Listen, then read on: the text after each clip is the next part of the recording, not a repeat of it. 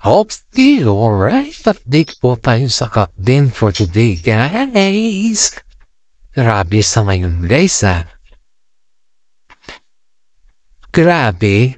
Medyo may mga kaiba pa yung balita for today. Ayon dito sa ating mga legit na sources, guys, Hindi naman tayo yung judgmental para sa kanya. Pero, ito yung nating masasabi dito, guys. Ano ba naman nililigawan na si Daniel Padilla? Ito yung tanong ng mga fans sa atin na hindi pa natin nakikonfirm yan. Si Daniel Padilla, guys, simula nang mag-break si Lalitat ay hindi mo talaga nakausap kung may interview na maayos. Kasi si Daniel Padilla, guys, is nagtatago yan. Nagtatago sa komiko. Ngayon siya. Hindi mo siya ma-interview ng gaya nung na pwede mo na siya nagkabihin.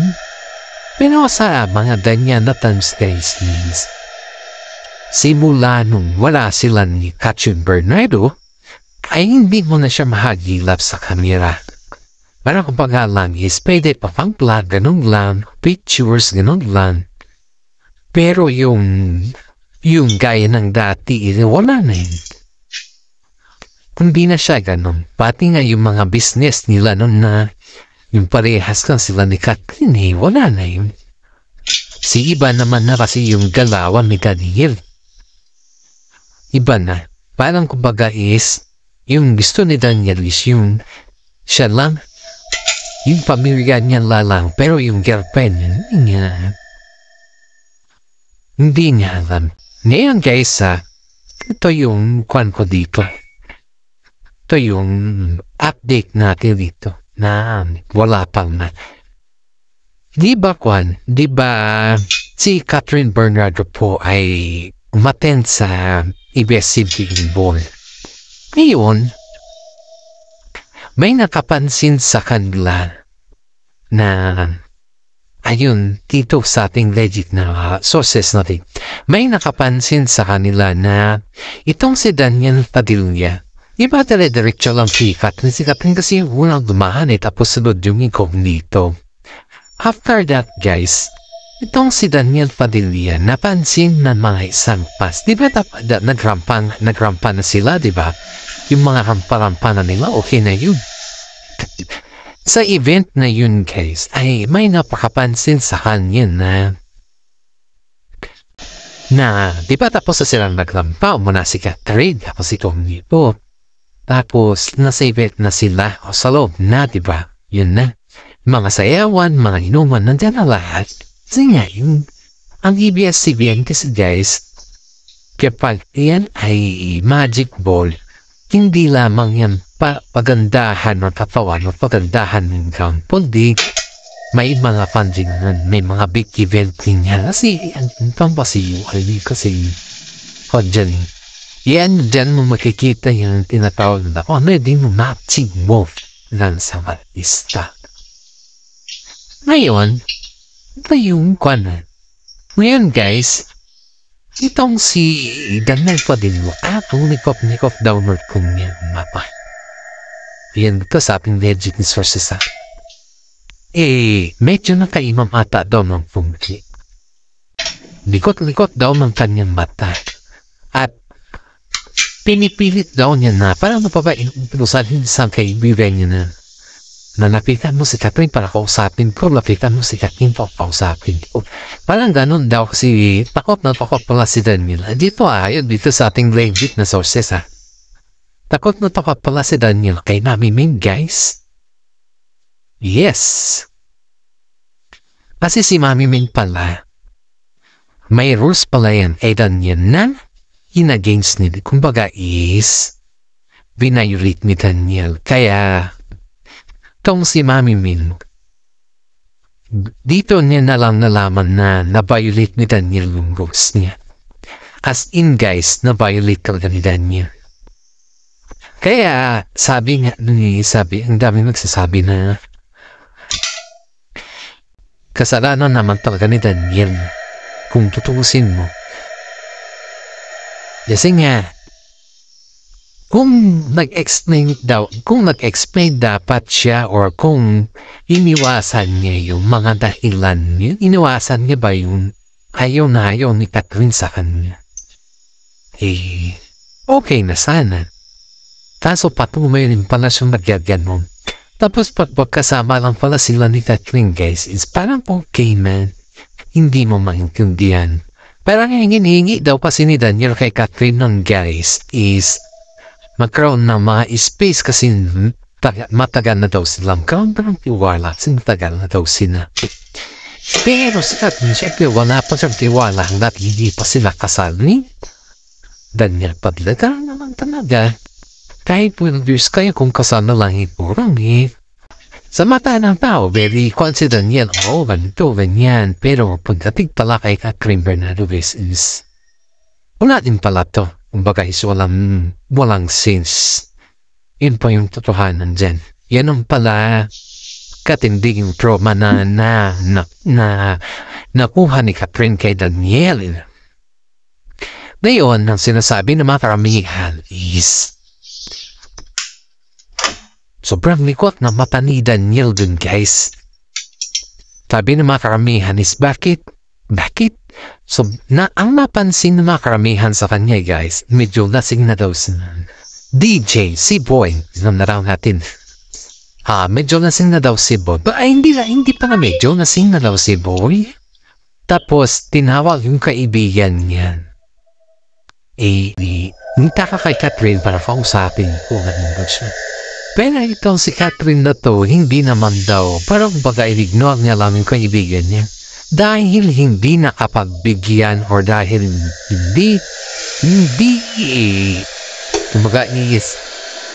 dahil hindi napagbigyan si Daniel kay Catherine, kaya heto na. Pumunta na siya kay letter B, kay young actress. Hindi daw niya napigilan yung sarili niya na pumunta kanya. Nagkalat talaga si DJ nagkalat talaga si Boy sa Star Magic Ball na event. Doon nila napatanto na confirm daw yung issue sa kanila. Kaya nasabi ng mga iba oh my God, I can't believe na nito pa talaga siya magkalat. Hindi lang napabigyan, ganun na kadad yung reaction. See how pathetic, kumbaga ba? Parang hindi mo ma-imagine na sa dami ng mga eksena sa kanila. Sa dami ng mga, alam mo na, doon pa talaga siya magkakalat. Diba parang ang sakit naman sa part ni girl na ganun na lang pati hindi makalat si Boy. Diba? So, parang dating kasi guys is wala daw plano si Boy na makipagayos kay her. Pero parang mapilitan daw siya dahil ang dami daw tao na nakatingin sa kanila. Alam mo ba yung eksena na parang mabalusot pa si Boy? Parang mabalusot pa si DJ dun sa mga tao na nakatingin daw sa kanila. Parang kumbaga is na umusta na long time mo si dito sa girl. Pero ito daw si Catherine mo. Parang okay lang daw kay Catherine, pero ang sabi ng kaibigan ni Catherine, syempre nasa public yun, sabihin ni Catherine na kamukon na siya, okay lang sa kanya si Juan. Pero wag na yung idahilan ni Boy na ginawa niya lang daw yun para masaktan daw si girl, si Catherine. Sabi naman ni Catherine, sa anong dahilan naman na nasaktan si girl, iba? Kasi matagal naman na daw silang baga at wala namang dahilan para masaktan pa si girl. Yun yung sinasabi ng mga kaibigan Captain. Pero in fairness guys, talagang lubok daw si Boy. Parang may hangover, hindi mo maintindihan. Pati nga daw yung nanay niya. Siyempre si Boy ba? Itong si Boy, siya kasi yung pera niya kasi yung kung ginagamit sa pamilya niya. Parang siya yung breadwinner sa lahat eh. Siya lahat. Sa lahat. Mas lahat. Siya yung breadwinner sa kanila. Ngayon, parang ang gusto kasi ni Boy ay yung magkaroon na ng separation. Parang gusto niya na magkaroon na ng pamilya. Ito naman si girl. Ito naman yung manay ni Boy. Parang wag mo na anak kasi may kapatid ka pa na mag-aral. May kesa ganito, kesa ganyan. Kaya itong si Boy, iniisip niya palagi, mga kapatid niya, hindi niya na iniisip yung kanyang sarili. Kaya yung pakutsaba ng side ni Thur. Ito pala si Boy rin guys. Ito si TJ. Si Boy, ayaw ko kasi mabanggit ang pangalan niya guys. Itong si Boy, nakautan din pala ito kay girl. Si actress. Si yan actress. Nahintan pala ito kay yan actress guys. Kaya pala, ganun pala sila sa mata ng media, hindi sila, they are not friends. Pero pag yung reality, kung nakipala ng ambag ni bata ni young actress kay girl dun sa kapatid ni Boy. Yeah. Ngayon, alam, ang kwento kasi yan guys is nakarating lang sa amin. Pero alam ni Katla, yan, kaya daw siya bumitiw kaagad. Dahil, di ba, ang relasyon naman intake. Ngayon, may problema siguro si lalaki noon. Hindi niya ata masabi-sabi kay ka. Pero ang problema pala is about sa finansa. Kasi itong si lalaki pala guys, di ba, kita kumakanta itong si lalaki na tuwi. Samantala si Catherine ay umiiksi na, di ba? Itong si lalaki na to, kumakanta siya. Sa kanyang pagkanta guys, parang kumbaga hindi masyadong matunog yung kanyang pangalan. Kumbaga lang, parang kumanta lang siya, ganon. Ganon lang. Pero hindi yung kagaya ng dati na malakas yung kanyang pangalan ba. Pero sa ngayon is parang ang hina. Yun yung obserbasyon ng mga tao dito. Parang sa gayon, guys, is sobrang hina na yung kanyang pangalan. Kaya itong si batang girl ay parang pinatok niya yung naging kafulangan. Yung ni Boy. Kaya nagkaroon ng sarkupan. Parang kumbaga guys is parang si young actress ang nagbigay kay Boy ng hudyat para magkaroon sila ng secret relationship. At iyan guys ay matagal na pala. Pala na booking ni Catherine sila ay taon na pa nakalipas. Yeah. Kaya po ang iniisip ng mga cat din ay napakaswerte ni Alden Richard kay Catherine Bernardo dahil pinakita talaga ni Catherine atibayan. You know guys, sabi ko, may alam din si Alden patungkol sa issues na pabot sa amin kay Boy at saka si girl, young actress. Dahil bago naman pumasok si Alden sa mga issues ay paano kumbaga naging post ni si Catherine. Doon siguro mag-open up sa Catherine. Kaya itong si Alden po ay alam niya kung ano history behind sila Catherine at itong si Boy. Kaya itong si Boy sobrang galit kay Alden Richard. Minhandam na kumpara nga ang dami mag-compare tila Boy at saka itong si Alden Richard ay ang tagal, mas nauna pa daw ata si Boy sa showbiz compared kay hindi ko alam po sino mas una sa kanila sa showbiz guys, pero mas ang dami daw kumbaga mas ang dami daw pasabog ni Alden Richard compared dito. I don't know kung that's true kasi Pero ang daming napatunayan itong si Alden Richard compared hindi pa kay Boy. At yan guys ang daming nasasabi daw dun sa loob ng event na siguro hindi pa nabayaran ni Boy yung alam mo na, yung utang. Kaya topic muna sa kapatid. Kasi in fairness guys, hindi natin in-expect na si Boy ay nagkalat yung para yung kanyang utang. Akala lang natin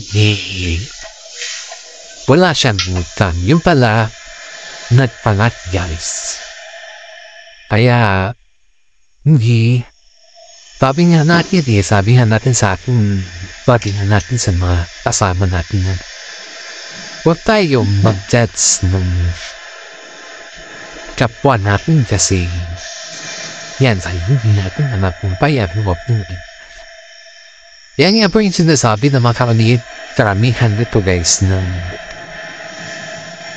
nahahawa daw sila kay Boy. Naaawa daw sila kay Boy. Pero yung pagdating kasi sa pamilya daw ni Boy is maluho. Lalong-lalo na daw yung kanyang nanay. Siyempre, pag nanay kasi yan guys, pag hindi mo pinagbigyan, pa yung galit. Sila pa yung galit. Parang in-expect mo na hindi mo, hirap. Ay, hirap talaga. Sobrang hirap kung tutusin mo. Pero ang sabi daw ni Catherine sa kanya, hindi nung sila daw ni Boy.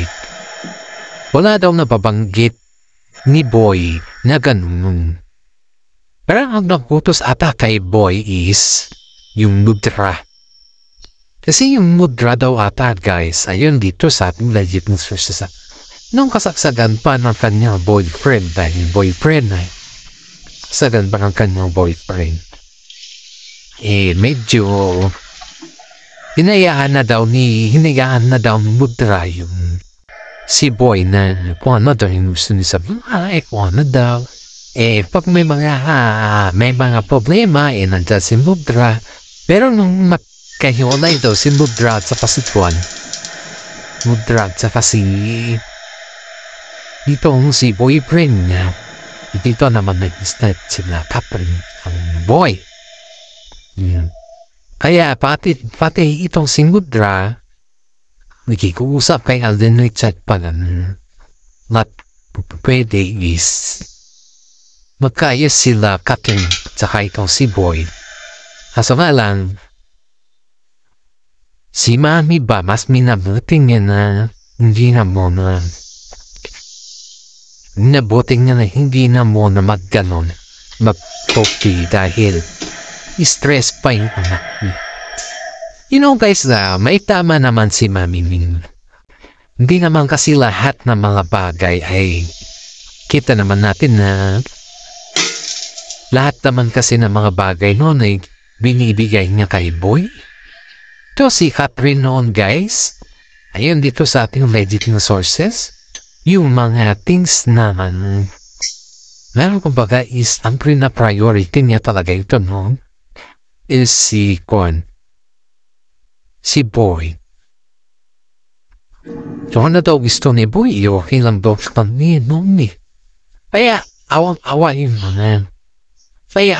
yung mga kasama nila sa showbiz kasi halos gusto ni Boy noon guys. Kaya nakukuha niya kahit ayaw pa yan ni Catherine. Kahit daw baga is parang nalalapat na yung rights ni Catherine sa kanilang dalawa. Baga is okay lang yun as long as na masaya daw siya. Lalo-lalo na pag yung makikita niya na yung sikat si Catherine compared sa kanya. Parang ayaw niya yun.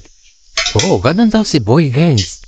Parang ayaw niya na sabihan mo na mas ang daming kwan ni Catherine. Pati naman si Boy ganun ba? Kasi ayaw niya yun. Ayaw ni Boy na naririnig yung ganun. Gusto niya yung silang dalawa. Siyempre, kwan naman siya. Silang sonan. Ayaw niya talagang may umaangat. Mas gusto niya yung may angat talaga sa kanila. Ganun siya. Ganun kaya bang itong si Boy nagsimula ang paghinsin ng Pero, Sabi nga nila, lahat ay may hangganan. Kaya, yun. Hanggang nawala na rin yung swerting. At ito na yung naging resulta. Kaya nasabi nila kay Alden na wag masyadong maging pampante. Kasi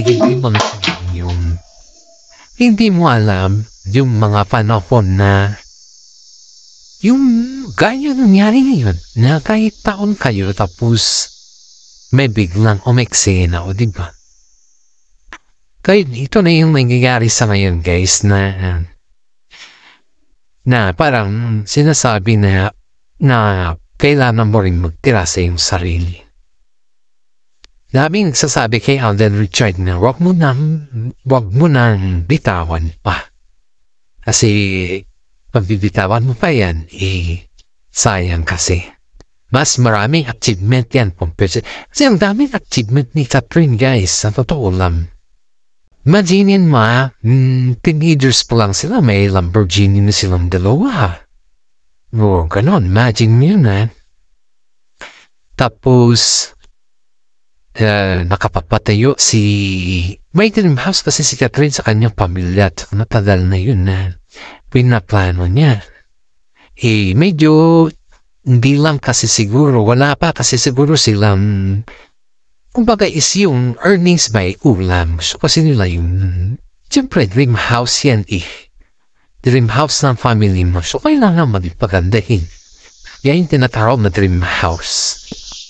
Kaya sabi ng mga netizen guys na sobrang swerte ni Tisoy sa Catherine. Kasi si Tisoy ay pinamulat talaga kay Catherine na lahat sa mga bagay ay kaya ng resolbahin. At si Tisoy naman guys is hindi naman siya mukhang pera na tao na. Kumbaga is may sarili din siyang pera at ang laki ng income ni Tisoy guys mas malaki yung income niya compared kay Juan, alam mo na. And this is for today guys. Hanggang dito na lang po yung ating updates. Maraming salamat at God bless po sa ating lahat.